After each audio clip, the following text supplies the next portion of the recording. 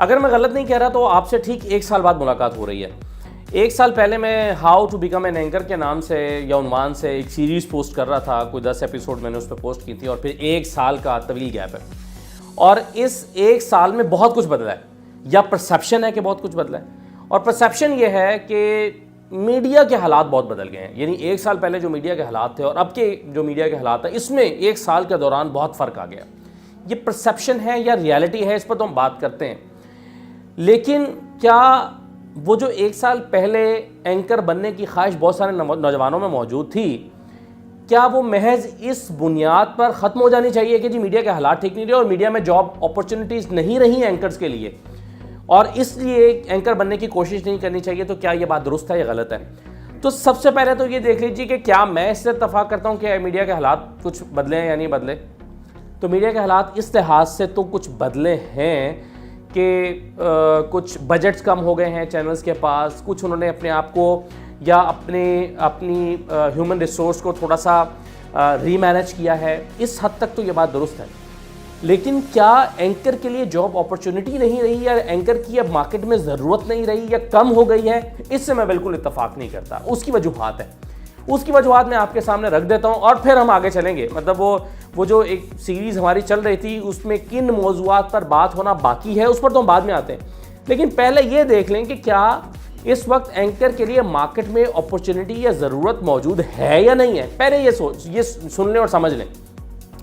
देखिए, बुनियादी बात यह है कि मार्केट में इस वक्त जो पहले से मौजूद चैनल्स हैं वही हैं, नए नहीं आ रहे। इसका मतलब यह है, या आ रहे हैं तो कोई बहुत बड़े पैमाने पर तब्दीली नहीं आ रही। तो चैनल्स तो वही हैं जो 1 साल पहले भी थे और 1 साल बाद भी हैं। उन चैनल्स में कमोबेश एंकर्स भी वही हैं जो पहले काम कर रहे थे और अब काम कर रहे हैं, 19-20 के फ़र्क के साथ। लेकिन मैं ये देखता हूं कि हर वक्त उन चैनल्स में जो पहले से चल रहे हैं नए एंकर्स की ज़रूरत मौजूद रहती है। क्यों? उसकी बुनियादी वजह यह है कि एंकर्स जो ऑनर हैं उनमें से तकरीबन 70 से 80% एंकर्स से मैनेजमेंट को, डायरेक्टर्स को या इंचार्ज जो मौजूद हैं जो काम करा रहे हैं, उनको एक शिकायत रहती है, बल्कि 3 तरह की शिकायत रहती हैं। एक शिकायत ये रहती है कि आपसे सवाल अच्छा नहीं हुआ, आपने सवाल अच्छा नहीं किया, आपको ये सवाल करना चाहिए था और आप ये सवाल नहीं कर सके। यानी एक लड़ाई मैं रोज़ाना न्यूज़ एंकर और उनके इंचार्ज, शिफ्ट इंचार्ज या डायरेक्टर न्यूज़ के दरमियान देख रहा होता हूँ, और वो ये होती है कि आपने सवाल अच्छा नहीं किया या आपसे सवाल नहीं हो सका। दूसरी शिकायत ये रहती है कि ये ब्रेकिंग न्यूज़ आई और आपसे ब्रेकिंग न्यूज़ हैंडल नहीं हुई। और तीसरी शिकायत मैं ये देख रहा होता हूँ रोज़ाना जब शाम में खबरें पढ़ने के बाद एक मीटिंग चल रही होती है कि आपसे सिचुएशन हैंडल नहीं हो सकी। अब सिचुएशन के हैंडल करने से क्या मुराद 2-3 तरह की चीज़ें होती हैं कि एक पहले मौजू चल रहा है, एक लाइट न्यूज़ चल रही हैं, अचानक से कोई ऐसी खबर आ गई जिसने माहौल को बिल्कुल बदल दिया, तो आपसे वो सिचुएशन हैंडल नहीं हुई। या आप बैठे हुए हैं, एक लाइव सोर्स आ रहा है और लाइव सोर्स अचानक से चला गया, आपको पता नहीं चला, आप हड़बड़ा गए वहाँ पर, आपसे सिचुएशन हैंडल नहीं हुई। या एक बीपर आप कर रहे हैं, कोई शख्स बोल रहा है और उसकी लाइन ड्रॉप हो गई है और आपसे वहाँ पर सिचुएशन हैंडल नहीं हुई। या आप प्रॉम्प्टर पे खबर पढ़ रहे हैं, अचानक से प्रॉम्प्टर चला गया या डिस्कनेक्ट हो गया, आपके सामने से जो खबर चल रही थी वो ख़त्म हो गई, सामने से हट गई और आपसे सिचुएशन हैंडल नहीं हुई। तो ये 3 तरह की चीज़ें मैं रोज़ाना देख रहा होता हूँ। इसका मतलब क्या है? इसका मतलब ये है कि आज उस डीएन के पास या न्यूज़ रूम के उस इंचार्ज के पास आज अगर कोई ऐसा एंकर आ जाए कि जिसमें ये तीनों चीज़ें हैंडल करने की सलाहियत मौजूद हो, तो वो क्या करेगा? वो अपने उन एंकर्स में से किसी एक के साथ इसको रिप्लेस कर देगा। तो देखिए, ये बाज़ चैनल्स ऐसे हैं जिनके पास तो एक आध के अलावा कोई ऐसा एंकर मौजूद नहीं है जो सिचुएशन को हैंडल कर ले। और उसकी बुनियादी वजह ये है कि मार्केट में, चूँकि मैंने अभी बताया कि तब्दीली आई भी है, 1 साल में शायद उतना बजट नहीं रहा चैनल्स के पास कि वो ज़्यादा एक्सपीरियंस्ड लोगों को हायर कर सकें, और वो एंकर्स जो 5 लाख, 7 लाख, 8 लाख, 10 लाख रुपए सैलरी ले रहे हैं उनको हायर कर सकें। तो वो फिर क्या करते हैं, उस अपने बजट में नए लोगों को मौका देते हैं। मगर नए लोगों को मौका देते हैं तो फिर इन चीज़ों में कॉम्प्रोमाइज़ करना पड़ता है जो मैंने आपको बताई। तो इन तीनों चीज़ों की या सलाहियतों का हामिल कोई एंकर अगर आ जाता है तो इसका मतलब है कि उसके लिए नंबर 1 एंकर के तौर पर अपॉर्चुनिटी मौजूद है।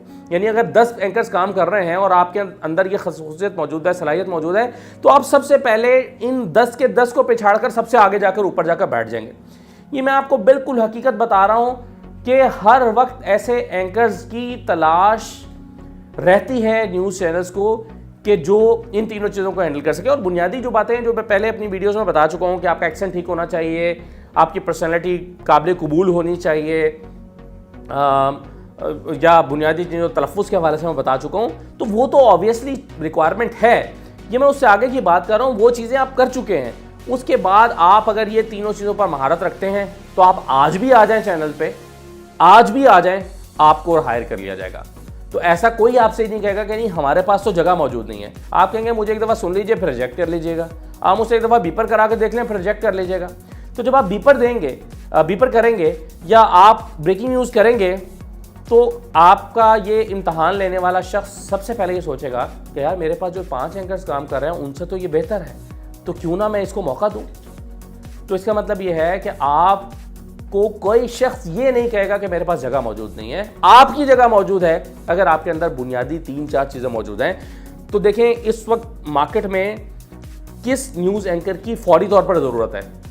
उस न्यूज़ एंकर की फौरी तौर पर ज़रूरत है जो अच्छा बीपर कर सकता है, नंबर 1, ब्रेकिंग न्यूज़ को अच्छे तरीके से कर सकता है और कॉन्फिडेंट है, सिचुएशन को हैंडल कर सकता है।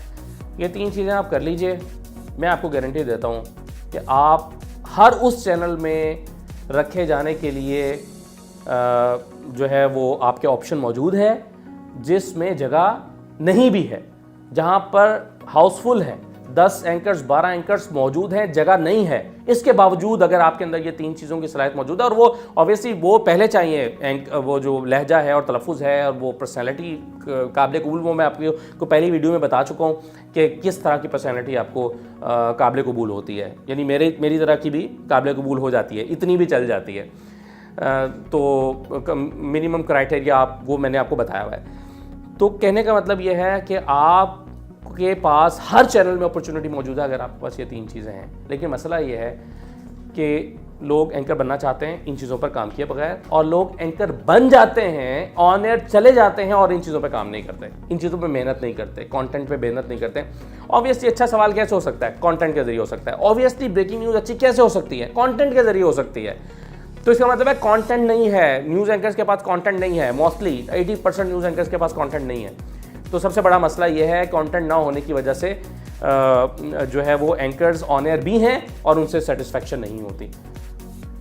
तो मैं आपको आइंदा वीडियोस में ये बताने वाला हूँ कि कंटेंट कैसे स्ट्रॉन्ग करना है, अपना कंटेंट कैसे बेहतर करना है, उसकी मैं आपको टिप्स दे दूंगा।